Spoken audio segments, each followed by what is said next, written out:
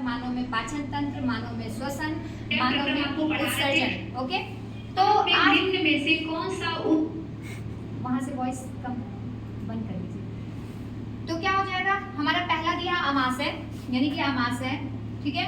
उसके बाद क्या दिया है, प्लीहा, हृदय और विक। विक को क्या बोलते हैं, किडनी, ठीक है। इसी को इंग्लिश में बोलते हो किडनी, इसी को क्या बोलते हैं, किडनी। तो फटाफट से बताएंगे कि कौन सा जो है वो उत्सर्जन तंत्र से संबंधित है, फिर मैं आपको आंसर बताऊंगी। एक बार आप फटाफट से कमेंट करेंगे, मैम बहुत अच्छा पेपर गया है। हाँ बिल्कुल, मुझे उम्मीद थी कि आपका पेपर जो है वो बहुत अच्छा ही जाएगा, क्योंकि पेपर बहुत अच्छा आया था, ठीक है। हमारा राइट आंसर क्या हो जाएगा, D is the right answer, यानी कि विक जो है वो क्या है, मानव में उत्सर्जन तंत्र से संबंधित भाग है, ठीक है। चलिए नेक्स्ट क्वेश्चन देखेंगे। श्वसन प्रक्रम में के दौरान ग्लूकोज के अणु का पायरुवेट के अणु में विखंडन होता है। अब पूछ रहा है कि श्वसन के दौरान, जब हम श्वसन पढ़ा रहे थे तो आपको बता रहे थे कि पायरुवेट टूट के, ग्लूकोज टूट के क्या पायरुवेट में बदलता है, इस तरीके का कुछ आपको पढ़ाया गया था। यही पूछ रहा है कि विखंडन जब होता है तो किस में होता है, माइक्रोकॉन्ड्रियल मैट्रिक्स में, कोशिका द्रव्य में, केंद्रक में, या फिर लाइसोसोम में। फटाफट से आंसर करेंगे और एक बार इस सेशन को आप लोग शेयर करेंगे, ठीक है। चलिए, तो मैंने आपको बताया था कि ये जो क्रिया होती है वो किसमें होती है, माइक्रोकॉन्ड्रियल मैट्रिक्स में, ठीक है। सेकंड, थर्ड क्वेश्चन देखेंगे। जीवों में अपने कायकी भाग से नए जीव के निर्माण की क्षमता को कहा जाता है। यानी कि जो जीव है, जीव यानी कि सजीव, ठीक है, उनके कायकी भाग जो है उससे नए जीव का जो निर्माण होता है उसकी क्षमता को हम लोग क्या कहते हैं, विखंडन कहते हैं, मुकुलन कहते हैं, पुनरुत्वन कहते हैं, या फिर खंडन कहते हैं। और आप फटाफट से आंसर करेंगे, देखते हैं किसका आंसर आता है। देखिए सेशन से जो है आपके बहुत सारे दोस्त अभी जुड़े नहीं हैं, तो उनको एक बार से शेयर कर देंगे, ठीक है। हमारा राइट आंसर क्या हो जाएगा, ए बी सी डी। फटाफट से देखिए, एक बार जनन की क्रिया हुई, नेक्स्ट टाइम फिर से जनन हुआ, तो काम दोबारा हो रहा है। तो देखना है कायकी भाग से नए जीव का उत्पादन, यानी कि एक जीव बन चुका है, नया जीव फिर से बनेगा, तो कौन सा राइट आंसर हो जाएगा, फटाफट से बताएंगे। सी इज द राइट आंसर, बिल्कुल। नेक्स्ट देखेंगे, निम्न में से कौन सा बीज परिवर्तित होता है। अब कौन सा जो बीज है वो परिवर्तित होता है, बीजांड, वर्तिकाग्र, वर्तिका या परागकण। फटाफट से आंसर करेंगे। एंगल सही नहीं लग रहा है क्या, एंगल इसका इस साइड से लगा दिया, अब रहने दीजिए जैसे लगा।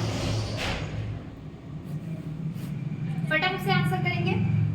हमारा राइट आंसर क्या हो जाएगा, बीज में परिवर्तन पूछ रहा है तो बीजांड हो जाएगा, ठीक है। नेक्स्ट क्वेश्चन देखेंगे। डीएनए आपको बताया गया था, डीएनए, ठीक है, का वह भाग जिसमें किसी प्रोटीन संश्लेषण के लिए सूचना होती है तो क्या कहलाता है, लक्षण, जीन, जीनोटाइप या अलील। तो ये सारी चीजें जो है आपको आपकी क्लास में एक्सप्लेन की गई थी कि लक्षण क्या होता है, जीन क्या होता है, ठीक है, जीनोटाइप क्या होता है एंड अलील क्या होता है, ठीक है।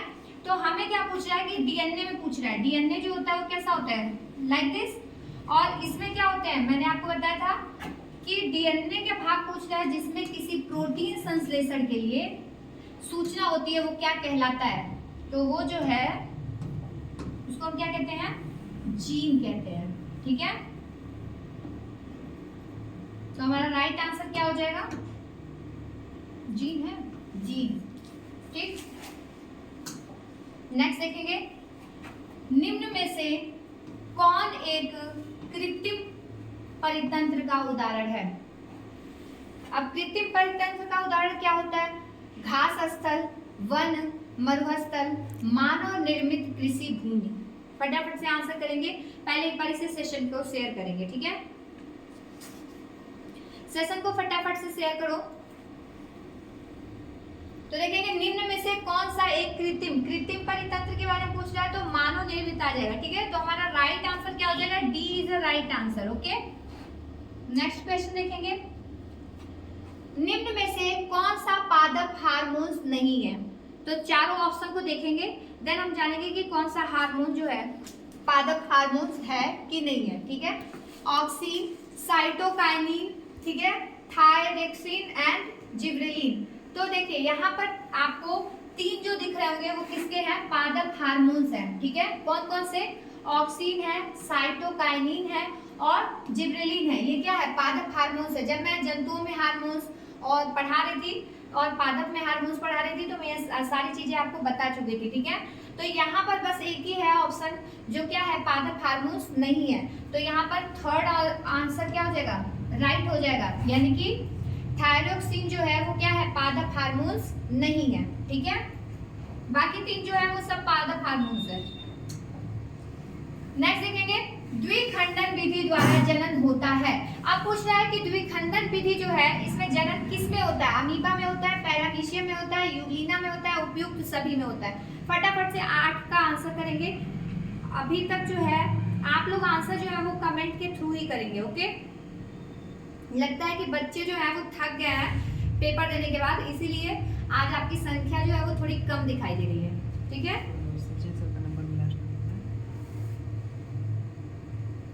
आपका अपना काम। ठीक है, तो देखिए द्विखंडन विधि जो होता है वो सारे किसमें होते हैं? एक कोशिकी में कह सकते हो। ठीक है, एक कोशिकी में होता है। जैसे कि यहाँ पर मान लो पैरामीशियम भी क्या है? एक कोशिकी है। अमीबा भी क्या है? एक कोशिकी है। यूग्लिना भी क्या है? एक कोशिकी है। तो जितने भी एक कोशिकी जीव होते हैं उसमें द्विखंडन विधि होता है। तो यहाँ पर हमारा राइट आंसर क्या हो जाएगा? 4th इज राइट आंसर, यानी कि उपयुक्त सभी। ठीक है, नेक्स्ट क्वेश्चन देखेंगे, आलिंद व निलय किस मानव अंग के भाग होते हैं? मैंने आपको बताया था कि मान लीजिए मोहमाया वाला हार्ट है, इसको 4 भागों में बांट दिया गया। ठीक है, एक दाएं आलिंद, बाएं आलिंद, यानी कि एक हो गया आलिंद, चाहे वो दायां भी हो सकता है बायां भी हो सकता है। ठीक है, और एक हो गया क्या? निलय। तो यहाँ पर क्या पूछ रहा है कि आलिंद व निलय किस मानव अंग का भाग होता है? तो अभी मैंने आपको बता दिया कि किसका भाग होता है? हृदय का। तो यहाँ पर देखेंगे हृदय कहाँ है? हृदय है, यकृत है, वृक्क है और मस्तिष्क है। तो हमारा राइट आंसर क्या हो जाएगा? हृदय। ठीक है, हृदय के 4 कोष्ठ होते हैं, यही चारों कोष्ठ है। ठीक है, नेक्स्ट आगे क्वेश्चन इसी से रिलेटेड फिर पूछेगा, निम्न में से कौन सा पादप हार्मोन्स नहीं है? फिर से सेम क्वेश्चन रिपीटेड है आप में। ठीक है, दिनेश चौधरी, वेरी नाइस। एक बार इसे क्वेश्चन नंबर के सामने अगर आप लोग लिखेंगे CAB तो मुझे और ज्यादा क्लियर होगा। पूछा है कि निम्न में से कौन पादप हार्मोन्स नहीं है? तो फिर से देखेंगे, ऑक्सीन भी हमारा क्या है? पादप हार्मोन्स है। जिब्रेलिन भी क्या है? पादप हार्मोन्स है। फिर आ गया इंसुलिन, इंसुलिन क्या है? पादप हार्मोन्स नहीं है। और साइटोकाइनिन, साइटोकाइनिन भी क्या है? पादप हार्मोन्स है। तो हमारा राइट आंसर क्या हो जाएगा? इंसुलिन। ठीक है, C is a right answer. Very nice Dinesh ji, C is the right answer. Sir next question देखेंगे, 20 तक हो जाएगा फिर बंद कर देंगे। पुष्प के जनन अंग हैं। अब पूछ रहा है पुष्प के कौन से जनन अंग है? तो पुष्प में भी 2 जनन अंग थे। जब मैंने आपको पढ़ाया था तो बताया था कि पुष्प में कितने जनन अंग है? 2 जनन अंग है, एक स्त्री केसर है, पुंकेसर। तो देखेंगे हमारा आंसर कहाँ मिल रहा है, कहाँ मिल रहा है?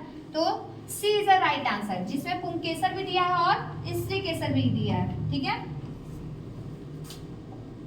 नेक्स्ट देखेंगे, पूछ रहा है कि मेंडल ने गणित व विज्ञान का अध्ययन किया किस विद्यालय से किया था? यानी कि मेंडल जी जो थे उन्होंने गणित और विज्ञान विषय का जो अध्ययन है वो किस विश्वविद्यालय से किया था, यही पूछ रहा है। ऑक्सफोर्ड विश्वविद्यालय से, मद्रास विश्वविद्यालय से, वियना विश्वविद्यालय से, पेरिस विश्वविद्यालय से। तो इसका नाम बहुत इंपॉर्टेंट है। हमारा राइट आंसर क्या हो जाएगा? वियना विश्वविद्यालय, यानी कि C is the right answer. Okay, next देखेंगे, मेंडल के अनुसार निम्न युग्म में से कौन सा प्रभावी लक्षण है? अब देखिए यहाँ पूछ रहा है कि लंबा व झुर्रीदार बीज, लंबा व गोल, प्रभावी पूछ रहा है। ठीक है, एक तो अप्रभावी होता है लक्षण, अप्रभावी लक्षण, और एक क्या होता है? प्रभावी लक्षण। ठीक है, तो यहाँ पर किसको पूछ रहा है? प्रभावी लक्षण को पूछ रहा है। तो क्या पूछ रहा है कि पहला पूछ रहा है लंबा तना एवं झुर्रीदार बीज, और अगला पूछा है क्या? लंबा तना गोल बीज, लंबा तना हरे बीज, और उपयुक्त में से कोई नहीं। तो फटाफट से आंसर करेंगे, देखते हैं किसका आंसर फास्ट आता है। किसका है? 13 का आंसर करेंगे फटाफट से और एक बार इसे सेशन को शेयर करेंगे। तो अगर प्रभावी लक्षण पूछ रहा है तो हमारा राइट आंसर क्या हो जाएगा? लंबा तना व गोल बीज। ठीक है, राइट आंसर क्या हो जाएगा? बी हो जाएगा। नेक्स्ट देखेंगे, आहार श्रृंखला में प्रथम पोषी स्तर बनाते हैं, यानी कि प्रथम पोषी स्तर क्या बनाते हैं? पहला क्या बोला है? उत्पादक, द्वितीयक उपभोक्ता, प्राथमिक उपभोक्ता, तृतीयक उपभोक्ता। तो आपको बताया गया था कि अगर आहार श्रृंखला का प्रथम जो होता है वो क्या होता है? उत्पादक होता है। ठीक है, और उत्पादक क्या हो जाएंगे? हरे पेड़ पौधे हो जाएंगे। तो हमारा यहाँ राइट आंसर क्या हो जाएगा?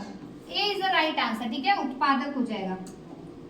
नेक्स्ट क्वेश्चन देखेंगे, एक बार इसे सेशन को आप लोग शेयर कर देंगे। 6 कार्बन वाले अणु यानी कि ग्लूकोज का 3 कार्बन वाले अणु पाइरुवेट में विखंडन होता है, यह प्रक्रम होता है। यह प्रक्रम कहाँ होता है? मतलब कि जब इसका विखंडन होता है, ये टूटता है, तो ये जो प्रोसेस हो रहा है वो कहाँ हो रहा है? कोशिका द्रव्य में हो रहा है, माइक्रोकांडिया में हो रहा है, केंद्रक में हो रहा है, या डीएनए में हो रहा है? तो हमारा राइट आंसर क्या हो जाएगा?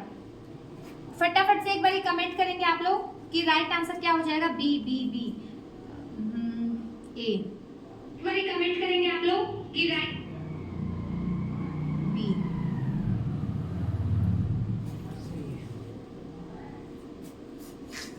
चलिए, हमारा राइट आंसर 15 का क्या होगा? फटाफट से एक बार कमेंट करेंगे। अभी तक किसी का भी कमेंट नहीं आया। बी आया था किसी का, तो बी नहीं होगा। ये किसमें होता है? ये कोशिका द्रव्य में होता है। अभी मैंने आगे एक बताया था, वो किसमें होता है? जब विखंडन होता है तब होता है किसमें? माइक्रोकांडिया में। ठीक है, लेकिन अभी क्या पूछ रहा है? 6 कार्बन वाले अणु ग्लूकोज का और 3 कार्बन वाले अणु पाइरुवेट में अगर विखंडन होता है तो यह प्रक्रम होता है कोशिका द्रव्य में। सी इज द राइट आंसर, केंद्रक में। लो भैया, कहाँ कहाँ से तुम लोग आ रहे हो? कहाँ कहाँ से पढ़ के आते हो? हम नहीं समझ पाते हैं, जबरदस्ती करवाते हो। कि ये यही होगा, यही होगा। नहीं होगा भैया, अभी यहाँ से जो बता दिए सही होगा वही। ठीक है, तो जितने लोगों ने ए राइट आंसर है बिल्कुल कोशिका द्रव्य में। ठीक है, नेक्स्ट देखेंगे, अपोहन संबंधित है। अपोहन किससे संबंधित है? पोषण से, श्वसन से, उत्सर्जन से, या परिवहन से? फटाफट से आंसर करेंगे और एक बार जितने लोग सेशन से जुड़ेंगे सेशन को लाइक करेंगे। ठीक है, अपोहन किससे संबंधित है?